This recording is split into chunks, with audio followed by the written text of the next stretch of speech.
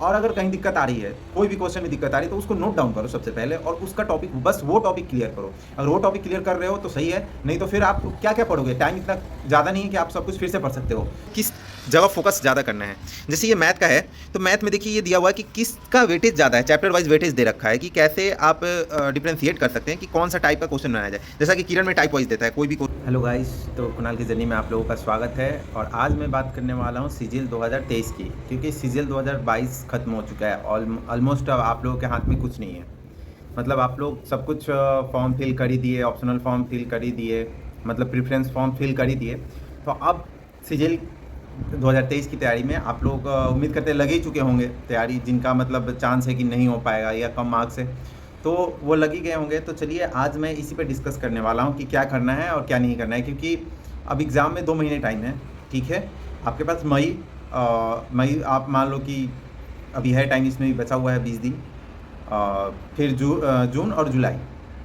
ठीक है, तो 20 दिन से ज़्यादा और इधर जुलाई, मतलब ऑलमोस्ट 50 दिन के करीब है, 50 से 60 दिन के बीच बचा हुआ है।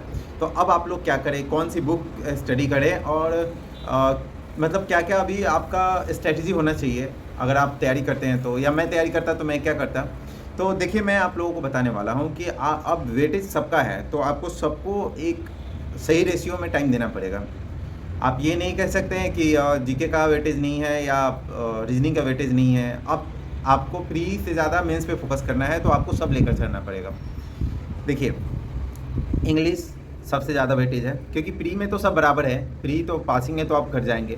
लेकिन मेंस की बात करते हैं तो मेंस में वेटेज ज़्यादा है, तो आपको उधर ज़्यादा ध्यान देना होगा। वैसे तो सब पे ध्यान देना होगा, लेकिन इंग्लिश थोड़ा सा 45 क्वेश्चन है तो उस पर थोड़ा ज़्यादा ध्यान देना होगा, ज़्यादा टाइम देनी होगी क्वेश्चंस पे, या रिवाइज करने के लिए ज़्यादा आप लोगों को ध्यान देना होगा। तो देखिए सबसे पहले आप लोगों के पास मैं बता दूं कि प्रीवियस ईयर का सारा बुक होना चाहिए। आपको प्रीवियस ईयर का A to Z लगभग याद होना चाहिए। अगर आप प्रीवियस ईयर देकर आप क्वेश्चन मिलाइएगा, जीके छोड़ दे तो आप प्रीवियस ईयर का क्वेश्चन मिलाएं और देखिए उसमें से लगभग पैटर्न सेम मिला है, मतलब कोई क्वेश्चन वहाँ से खाली नहीं जा रहा है। इसका मतलब ये है कि आपको प्रीवियस ईयर पूरी तरह याद होनी चाहिए। मैं तो पिछली बार भी बोला था, अभी बोल रहा हूँ कि अगर आप प्रीवियस ईयर भी करके चले गए तो आपका सिलेक्शन पक्का है। कुछ सेक्शन है जहाँ पे प्रीवियस ईयर, जैसे कंप्यूटर नया है तो कंप्यूटर के लिए आपको पढ़ना पड़ेगा, उसमें भी कंप्यूटर का जो मैंने बुक बताया तो उसमें से अच्छा खासा आया था। फिर जाके जीके है तो कुछ नया जीके पूछेंगे। ऐसा नहीं है कि आपको 25 में से आपको अगर प्रीवियस ईयर पढ़ के गए तो 15-17 आएंगे, नहीं, 8-10-12, मतलब 10-12 का रेशियो रहेगा, 50% का रेशियो रहेगा। मैथ का लगभग सेम सब पैटर्न रहेगा, कुछ नया पूछा तो 1-2 क्वेश्चन का अंतर होगा।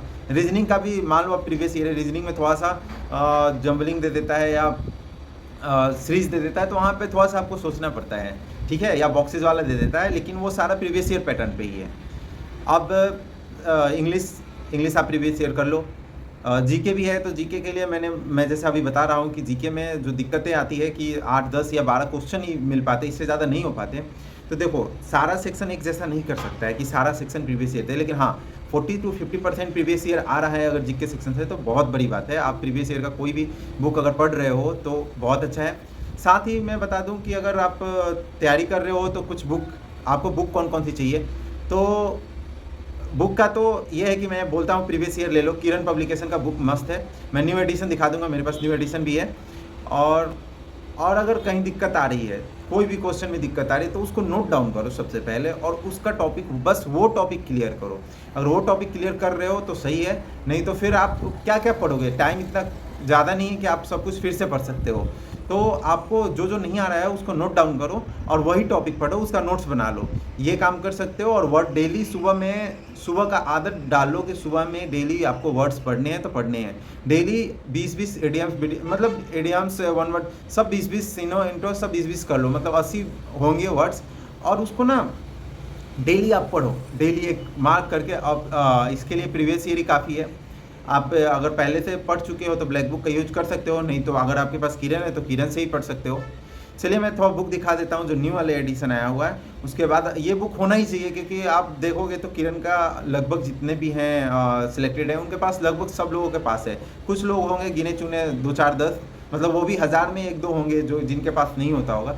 तो ये देखिए न्यू एडिशन आया और इसमें नया तरीके से सब कुछ दिया हुआ है, तो वो बहुत ही बेहतरीन है। चलिए मैं आपको दिखा, ये तो ये वाला न्यू एडिशन है एकदम बुक, न्यू एडिशन का आया है। और इसमें एक चीज़ मेरे को बहुत अच्छा लगा जो मैं आपको दिखाता हूँ, कलर किया हुआ है।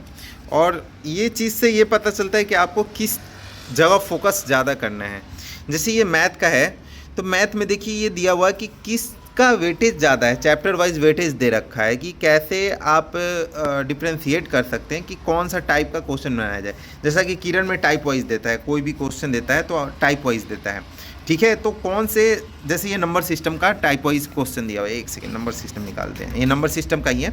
तो ये इसमें इतना क्वेश्चन है, टाइप 1 टाइप 2 यहाँ पे दिया हुआ है, जैसे टाइप 1 दिया हुआ है, टाइप 2 दिया हुआ है, ठीक है। तो आप एक चीज़ देखेंगे कि यहाँ पे हम नंबर सिस्टम में जाते हैं, देखिए तो यहाँ पे ये दिया हुआ है कि किस टाइप से ज़्यादा क्वेश्चन आते हैं। तो देखिए यहाँ पे टाइप 2 से सबसे ज़्यादा क्वेश्चन आते हैं, तो इस पे ज़्यादा फोकस आपको करने की ज़रूरत है।